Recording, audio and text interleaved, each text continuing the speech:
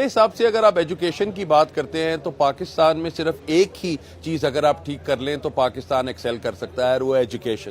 سو اگر ہم اپنے بچوں کو صرف یہ بتا دیں کہ سکھا دیں کہ ہاؤ ٹو تھنک، تو I think that we have done our job.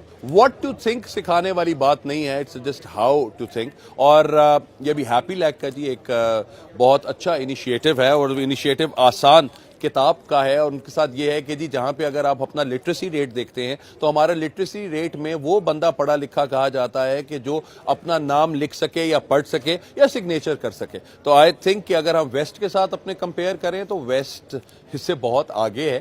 تو یہ کتاب جو ہے جی، یہ کتاب ان تمام لوگوں کو جو کہ عمر میں بہت زیادہ ہو گئے اور ان کو یہ لگتا ہے کہ اب وہ پڑھ نہیں سکتے اور ان کو سمجھ بھی نہیں ہے کہ ہم کیا کریں، تو یہ کتاب ان کو وہ کم سے کم وہ ایک لیول آف ایک سینس ان کو ضرور ان کے اوپر پریویل کرے گی، اور ان کو یہ بتائیں گے کہ جی آپ نے عام زندگی میں ایک ایجوکیٹڈ انسان کی طرح کس طرح سے آپ زندگی گزار سکتے ہیں. تو ایک تو یہ ہے، اور اس کے ساتھ ایک ٹیچرز گائیڈ ہے کہ اگر کوئی انسان، جس طرح اشفاق صاحب کہتے تھے کہ ہمارے میں وہی زندہ رہے گا جو لوگوں میں خیر بانٹے گا. تو اگر ہم لوگوں میں خیر بانٹ دیں اور یہ سمجھیں کہ ہم اپنے لوگوں کو ہم پڑھا سکتے ہیں، اور بہت سے بچوں کے اندر یہ ایک فیلنگ آتی ہے کہ ہمیں دنیا کو پڑھانا چاہیے، تو پلیز آپ آئیں، ہیپی لیک کا ساتھ دیں اور آ کے پڑھائیں.